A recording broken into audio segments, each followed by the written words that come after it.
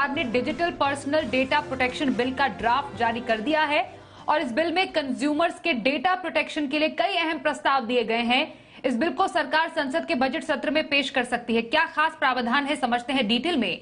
जी media संवाददाता अम्बरीश पांडे हमारे साथ हैं। अम्बरीश, डिजिटल डेटा सुरक्षा पर बड़ी पहल के रूप में इसे देखा जा सकता है, क्या है खास इस ड्राफ्ट में? जी स्वाति, अभी कुछ दिन पहले ही सरकार ने जो पुराना 2019 वाला बिल था उसको वापस लिया था, ये कहते हुए कि हमको नए कॉन्सिक्वेंसेस में नए बिल की जरूरत है और एक नए तरीके का बिल सरकार ड्राफ्ट करके लेकर आई है सामने, जिसका कि नाम ही अपने आप में खास है। नाम है डिजिटल डेटा प्रोटेक्शन, यानी कि डिजिटल जो पर्सनल डेटा है उसके प्रोटेक्शन के लिए जो कानून है सरकार ने वो उसका ड्राफ्ट जारी कर दिया है। और सरकार ने सभी जो संबंधित पक्ष है उनसे कहा है कि 17 दिसंबर तक जो कि उनके सुझाव हैं या फिर आपत्तियां हैं वो दे दें। अगर हम बिल की खास बातों पर ध्यान दें तो ये साफ कहा गया है कि बिना किसी इंडिविजुअल के कंसेंट के उसके डेटा का इस्तेमाल नहीं किया जा सकता है। इसके अलावा कंपनियां उस इंडिविजुअल को ये स्पष्ट तौर पर बताएंगी, उनकी वेबसाइट पर साफ शब्दों में, आसान शब्दों में जानकारी होगी कि वो क्या इस्तेमाल कर रही है, उनका डेटा किस तरह से इस्तेमाल हो रहा है, किस तरह से प्रोसेस हो रहा है और कहां इसका स्टोरेज होगा।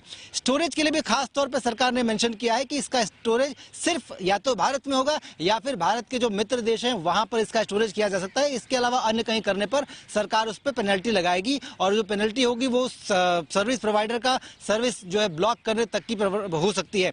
इसके अलावा सरकार ने जो तमाम इस तरह के जो विवाद होंगे उसके बीच में उसको सुलझाने के लिए एक बोर्ड का भी प्रस्ताव रखा है इसके अंदर। वो बोर्ड कंपनी और इंडिविजुअल दोनों के केसेस को देखेगा और अगर बोर्ड चाहता है तो किसी भी क्षण सुओ मोटो एक्शन लेकर भी इस पर कार्रवाई कर सकता है।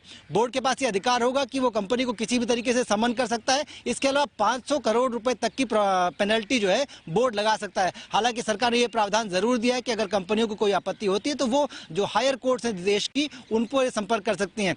इसके अलावा एक अहम जो बिल में प्रस्तावना देखी गई है वो ये है कि जो डिजिटल डेटा होगा उसमें डिजिटल नागरिक के जो अधिकार है वो इस तरह से सुरक्षित होंगे ताकि अगर आप कभी भी कोई चेंज करते हैं पॉलिसी में तो वो इंडिविजुअल को बताना होगा और इंडिविजुअल के पास ये अधिकार होगा कि कभी भी वो अपना कंसेंट वापस ले सकता है। यानी कि जिस तरह से अपने पिछले दिनों में देखा था कि व्हाट्सएप या फिर फेसबुक ने अपनी प्राइवेसी पॉलिसी लाई थी और कहा था कि आपको ये मानना पड़ेगा, अगर नहीं मानते तो आपको उस प्लेटफॉर्म से जो सर्विसेज है वो शायद पूरी न मिले। सरकार ने स्पष्ट किया है कि अगर वो कंसेंट नहीं देता है बावजूद उसके आप उसके अधिकारों से वंचित नहीं रख सकते हैं और अगर कंसेंट दे दिया है फिर भी अगर वो वापस लेना चाहता है तो उसके पास ये अधिकार होगा। तो कुल मिलाकर एक बड़ा अहम परिवर्तन सरकार इस डिजिटल डेटा प्रोटेक्शन बिल के साथ करना चाहती है और इसके लिए हमको कुछ दिन का वेट करना पड़ेगा और 17 दिसंबर तक जिस तरह के सुझाव आते हैं उसके बाद एक फाइनल बिल सरकार बजट सेशन से पहले सदन में रख सकती है। जी स्वाति।